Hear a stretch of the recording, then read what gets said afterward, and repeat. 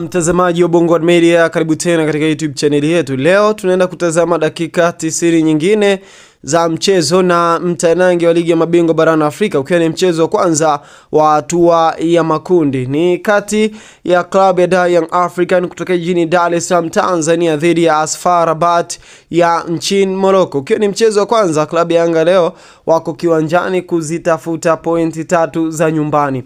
Mchezo huu utachezwa katika uwanja wa New Aman Complex Zanzibar jioni ya leo. Ni moja ya mechi kubwa zaidi ambayo klabu ya Young African wanataka kuonyesha wapi walikwama msimu uliopita, msimu 2024-25 baada ya kuishia hatua ya makundi. Yanga ni moja ya timu ambazo ziko katika kundi ambalo ni gumu zaidi.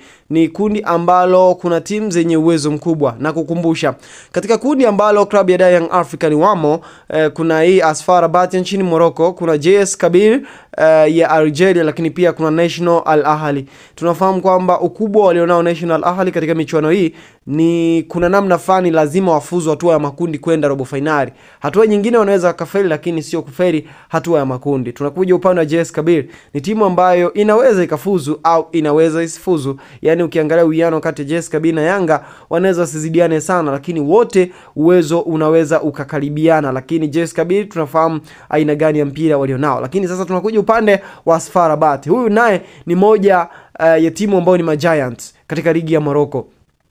Ukiona ligi ya Morocco jinsi ilivyo, unaweza kushangaa.